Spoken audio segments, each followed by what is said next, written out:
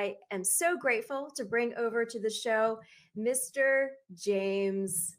Hello, sir. How are you? I'm doing great. Thanks for having me. Welcome to the show. Thank you so much for being here. Oh, totally my pleasure. Well, I've heard a lot about you. I've been studying up on you. I love watching all of your clips. I love your energy. I love what you bring to the table. And I want to get right down to it. We have 27 days left until midterms. And I'm curious for what your thoughts are as you are at Americans for Prosperity, which is a huge deal, also with Young Voices. And having read some of your articles and seeing some of your interviews, you're talking about Elon Musk, the Twitter buy. What does that look like with him and this process going through for the midterms? Let's start off with that. Yeah, that's a great question. And I think it's one that is certainly on many people's minds as we're getting closer and closer to these midterms because the Chancery Court is temporarily halting this trial that he's supposed to have with Twitter lawyers in the hopes that he closes the deal by October 28th, which would technically put him in control of Twitter just before those midterms, right?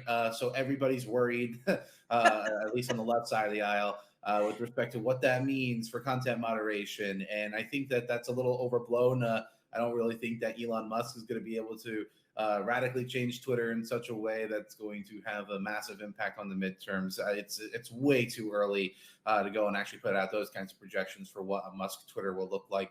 I think that it's neither going to be something that Democrats should be fearful of, nor do I think it's going to become some kind of like cesspool in that sense. I think that it won't be as like open, perhaps, as maybe some Republicans are hoping for. But I do think that it should, at least in theory, be better than the status quo that we have right now on Twitter.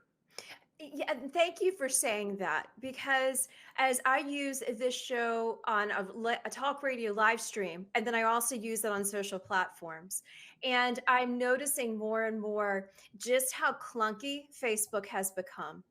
And I used Twitter when I was producing at Fox News, and I used it, and I use it for my clients now to see what the news sources are, the sound bites. But at the end of the day, I always do a vetting process because I don't trust half of what I read on Twitter, and I don't enjoy the clunkiness of Facebook. So let's talk about what does the future hold for the social media uh, platforms for those who want to talk about the real free speech. What does that look like for us in that type of industry?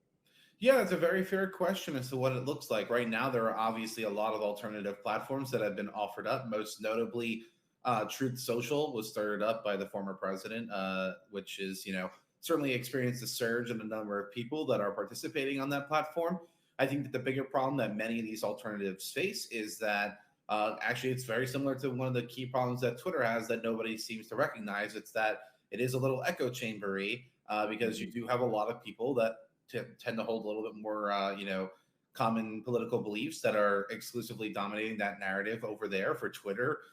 Your most active users, 7-3, outweigh Democrats to Republicans in this case. When we're talking about Twitter, and that particular block of Democrats is like a D plus 45. So we're not even talking about like your trad Democrat or like even like a classically liberal Democrat. We're talking about progressives like AOC at all when we're talking about an average Twitter crowd, right? And when we're Right. talking about on like Truth Social, we're talking about more hardcore Republicans as opposed to perhaps something that might be more moderate by comparison. So I think like if you're trying to build something a little bit more successful, you need to be able to cater to all kinds of political ideologies.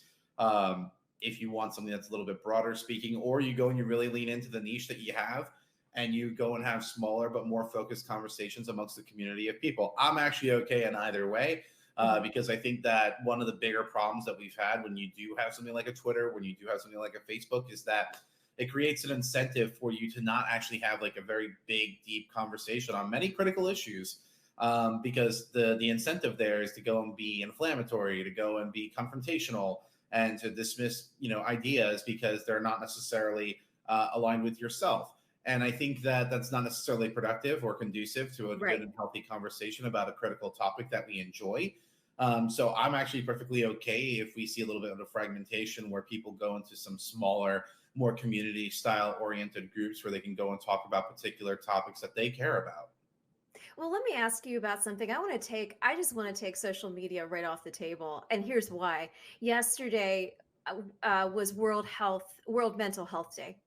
And I brought on an educator, a book author, and a mom who has worked in safe houses for human traffic victims. And we talked a lot about this, the phone. And we talked a lot about social media, really the identifying and the depression and the mental health issues that come with social media. Mm. And so talk to me about this. And I hope I'm not putting you on the spot, but what would our world be right now if we didn't have to deal with the social media platforms? And as you talk more about the smaller communities and not having that necessarily those echo chambers, but bringing those smaller communities back together, is it possible with Musk leading the way with Twitter for a whole nother realm platform, if you will, Mm. that really engages community like it was really intended for? Yeah, those are all very good questions. And I would actually be a little sad in a world where we had no social media. As a millennial that grew up in a world that was increasingly getting digitalized, the internet was actually a massive boon for people like me. It was a great way to go and connect with folks all across the world and get to learn more about people and cultures outside the United States. It was actually a lot of really good stuff that came out of that equation there. Mhm. And honestly, I know that we're talking about mental health in children, and that there certainly is some data that goes and talks about negative impacts on children, but there are also lots of data that say that social media is a net benefit for people, particularly young men in some cases.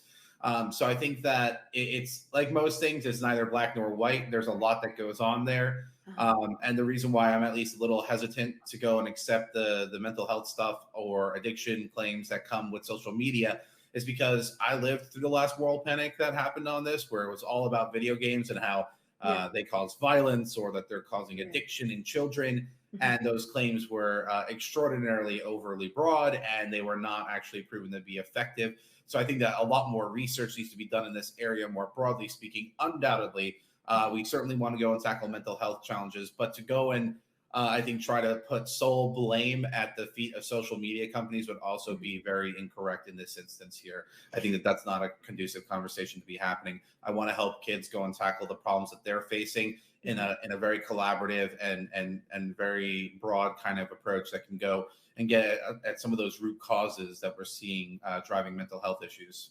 No, thank you for that. I really appreciate you diving into that a little bit with me. I tend to dive in deep early on and having these topics because, they're at the very forefront, and social media is so much at the very forefront of our day to day. And, I wake up in the morning and I realize I go straight to social media and I'm like, I've got to switch that a little bit. I've got to start off with, and what's important to me is my faith. So I go straight to scripture first, and then I add social media a little bit later.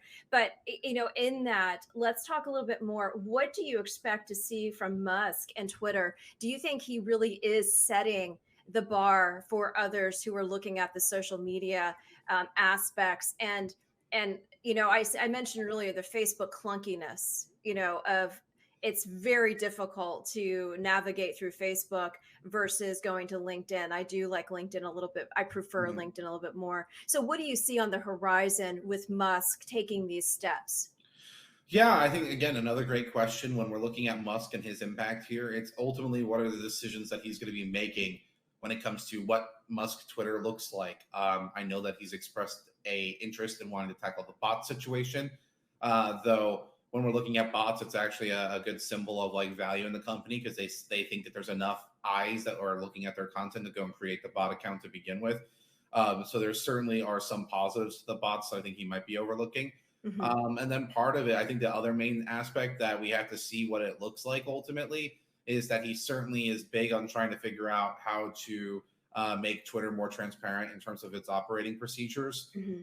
And that could be certainly very interesting. And I know that it's the hard path for many people, but I Hmm. actually like your approach where it's like, okay, like obviously I have Facebook for some things, I have Twitter for some things, I use LinkedIn Right. for other things because each one's kind of catering to a different crowd It is. and what you're looking for. Like Facebook, I mean, I don't really use it all that much. It certainly is the MySpace of the current internet, if you will. Which sorry for them, I guess, but it certainly does have its own unique challenges because it can't attract millennials and Gen Z to their platform in a profitable way. That is certainly a pretty big contributing factor for why they've lost so much value in the past year. Hmm. So, I think that that's why it's that much more important to go and find ways to connect people with your ideas across multiple platforms. Hmm. So LinkedIn is actually a great way of doing it when we're talking about connecting with other professionals who are thought Yes. leaders that are thinking through many of these issues that you're talking about on your show here. And then I think the biggest thing that I'm looking forward to is seeing what the innovations of tomorrow in this space look like. So Elon Musk is just but one role, and I don't want him to necessarily be running Twitter per se. Like I would rather him go and hire people to go Right. and execute his vision on it because he's already doing the Lord's work with Starlink, with Tesla. And if we're stretching that genius brain of his across too many projects, I feel like, some other work might suffer and that might not be as good, in my opinion, even if he does want to go and save free speech on the internet. And that's certainly a noble goal. So I think that that's certainly one part of it, but I'm also looking forward to looking at things in Web3 and blockchain and how what social media being further developed into that space Hmm. might look. I think that that's actually one of the more promising things that's ultimately out there. Can you talk a little bit more about that? So, if you could put it in layman's terms for me, and then also for our guests, what can you dig a little bit deeper into what that's going to look like? Yeah, I think to go back to some of my earlier commentary, what it's trying to achieve is a more localized social media Okay. experience because what it's doing is it's aiming to go and produce more protocols over the platforms themselves, right? So you'd have a more nuanced experience, I think, on your social media. It would be a little bit more localized where you're interacting with a community of people. I think like it's a little bit of memey to suggest this, but like if you think about a subreddit community that you're Mhm. interested in, like our politics, for example, like I think that that would be something that you would see more broadly speaking in a Web3 iteration of social media, where people are connecting on ideas that they want to talk about. Mhm. And that can be very, I think, insightful, more broadly speaking, just because, again, like it's connecting people with things that they want to be talking about Yes. in an environment with people who want to be talking about it. Mhm. And to be honest, at least on the political side, that's a pretty narrow margin of us as Americans. Like, I don't know about you, but I certainly do like seeing cute cat videos on my Instagram reels every so often. And Yes. that certainly is 90% of people. I think that they don't want to think about politics, and that's actually pretty important. I think that politics, if let run amok, will go and kill a lot of really good things. So. I think people having that space to go and vent about what they care about is certainly important, while they also have the ability to go and express themselves in other ways. And that's where I think Web3 can be really, really helpful in that respect, is that we can go and open up people to seeing new sides of themselves that they might not otherwise feel comfortable doing on the current social media landscape because, the blue checks on Twitter might come after you for being a Republican or something. I Right. don't know. But I think that Web3 certainly is pretty promising. Yeah, no, I've been one of those people that was censored on a YouTube channel, and I was told, "Why don't you stay left of center?" I said, "No." I said, God did not call me to be left of center." I said, "I'm going to speak what I believe in until I fully get censored." And so I have run into that issue. But I will also let me ask you this. I appreciate what you said about the kitties on Instagram. And as I sit here and think about the audiences that we have on all the different platforms, LinkedIn, it's very professional. Instagram, it can be a little soft and fluffy. It can be what we want it to be. Facebook, I feel as though the Facebook audience is for a different generation. I feel as though it's for, my parents' generation and them really staying in touch with their friends and their family and things of that nature. TikTok, I don't even engage. And I sat there and thought about TikTok and how it's such an influence on teenagers and young kids. Can you talk at all a little bit about TikTok and what other types are in that space that we need to kind of gravitate, because we have all the different audiences and all the different platforms, but at the end of the day, if we don't want to be around politics, because we hear it all the Yeah. time, especially in our industry, and we just want a brain relaxation, reflection type thing, and we have kids in the house, or if we're mentoring kids, how do we understand what TikTok is doing and how do we kind of put up protection mechanisms? Because I've heard different things about that. Yeah, those again, all great questions. I think that when we're looking at TikTok, what it specializes in is delivering short form media. to consumers in the marketplace. Notably, that's attractive to Gen Z and millennials, young millennials that are certainly more interested in that over, my diatribe of a 3,000 word blog post that no one's going to read except for myself and my mom, maybe, hopefully. Um, that's more or less where social media has evolved to. Actually, it's funny when you think about it chronologically, where you're talking about LinkedIn and all those spammy like inspirational posts that everybody puts out about how they had a trial or tribulation in their life, and now all of a sudden they gotten over it, and you can too.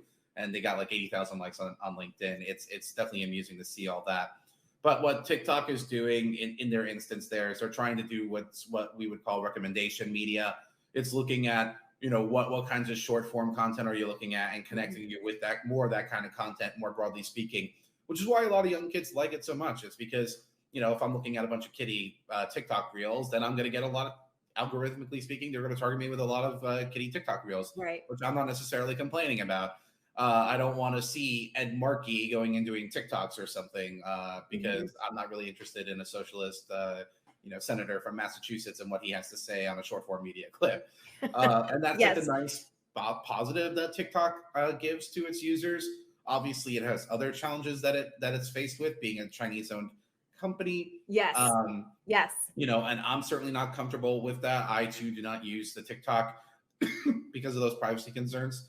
But what I think this ultimately comes down to, especially because we were talking about kids and mental health, it's about doing a better job of connecting parents with the tools that they have at their disposals with these various pieces of technology to go and empower them to create a good, safe environment for their kid to operate online. I can't even begin to tell you how many times we hear these horrible stories of kids that have either committed suicide or have seen pornography or whatever, things that certainly I don't think we want kids seeing. But it's mostly, it's no surprise that if we're not doing any kind of control or any kind of filtering stuff on the front end in preparing those devices before giving them to our children, that, these kinds of things happen where they're exposed to this. There are so many kids that are under the age of 13 that are getting onto some of these platforms because the parents don't necessarily know any better. Right. I don't necessarily know what the right response is in terms of understanding what the apps are themselves. But I do think, like, for example, with their latest iOS update, Apple is taking the parental controls features and putting them prominently, from my understanding, within the new settings that they have out there. So that way parents can better understand how to set up their devices accordingly. There are other applications out there that can control, internet use times and certain kinds of blocking features on the ISP. So that way those phones can't necessarily find that kind of content if that's what you're looking for. But again, that's a lot of information that not necessarily every parent is going to be equipped with. Right. And so it's partnering with good institutions like the Family Online Safety Institute or the Stop Child Predators Online Institute. Those groups are really good because they do teach you how to be a good digital citizen. And that's what I ultimately care about, is how do we connect parents with good digital citizenship tools so that they can go and take the necessary steps to create an internet environment for their kid and have those conversations with their children at that appropriate time. Yeah. Let me ask you one final question. I know I've taken more time than we had planned, but I love having you on the show, and I want to have you back just because I really appreciate what you're bringing to the table and for our audience here. At the end of the day, when I think a lot of people get on the social media platforms and start doing the TikTok and start doing the Instagram and start promoting themselves, and it can be a great way to promote. But at the end of the day, I think too many people are so belief of the fact that they're going to be the next one hit wonder. You know what I'm saying? How can we educate in that space of saying, we do have all of these tools at our hands and they can be used for a really great benefit. But at the end of the day, what is the percentage of that actually happening for people who want to become those one hit wonders and the reality of that? Yeah, again, great question. I think that the reality here is that it takes a good, honest conversation. I think back to when I was a kid in high school and I was thinking through college and I wanted to go and do stuff in the fine arts. I had a background in musical theater. So I was doing lots of acting, singing, dancing, and I wanted to do that at college. There were some great conservatories back in New York where I lived. And my mom's like, oh, well, if that's what you want to do, that's great, but like, what's plan B, right? Right. um, and a lot of kids in surveys have certainly indicated in this social media era that part of their life goals for things that they would like to do is become like a social media influencer, and that's fine. Like, I don't want to discourage people from doing that, but to your point, it is like a 1 in a million kind of hit. Hmm. So, it's not necessarily guaranteed that you are going to be this great thing. But that being said, the internet is certainly an environment that can go and create a lot more opportunities for people to become more successful off it than might have otherwise been possible. So, um, people that might not necessarily work well in a 9 to 5 job, that benefit from having flexible work arrangements, that do a lot of independent contracting work, they actually benefit off that environment. So, what I think it's more important to do is to identify like what is the action item that you want to accomplish out of that goal, right? So if you're a cosplayer, like how are you partnering with these other companies to promote their products with whatever Exactly. while doing your cosplaying? If you're a Exactly. YouTuber, what's your niche? What are you going to be covering and building your channel on that kind of stuff? So I think that there certainly are pathways to getting it done, but you just have to have a very level-headed and real conversation about what those expectations are. Yes. And depending on what you're looking for out of life and what your comforts are and what your needs are, to have that backup plan, because it's not exactly easy living and thriving as a content creator in this world, as everybody knows, I think. So I think that there's a lot of great conversations that need to be had there, but certainly a lot of pragmatism is needed. Yes, most definitely. On that final note, where can we find you? I'm following you on Twitter, but where is the best way to find you, follow you, and keep up to date on your next articles and interviews? Yeah, so the Twitter James CZ19 is certainly the best place to find me and follow me. I'm usually posting any kind of interviews and articles there. But also you can find me on the Young Voices website on americansforprosperity.org. I have a page there, and I also have my own personal website as well. So you got lots of options to go and track all the things I'm doing. James, we're so grateful to have you. I'm thankful to Young Voices and the team over there, and also for Americans for Prosperity. Grateful for what you are doing with them. I hope you have a wonderful rest of your day. I look forward to having you back. Thank you. Me too. All right. God bless you. Have a good day. You too. Bye now. Bye. And for all of those who are tuning in, this is Common Sense America. I am Eden Hill, and we have had just a great and informational interview with James, who's with Young Voices and also Americans for Prosperity, breaking it down, social media, breaking it down with Elon Musk buying Twitter, also what it looks like for mental health for children, for education, what it looks like for the next generation, and what it looks like for all the different audiences that we serve in social media, whether it's Facebook, whether it is LinkedIn, whether it is YouTube, TikTok, Twitter, or Instagram. And how do we break it down in our realm for our family, for our homes? What's that look like? What a great interview. I hope that you will go and follow James on Twitter. And he is very, just absolutely amazing.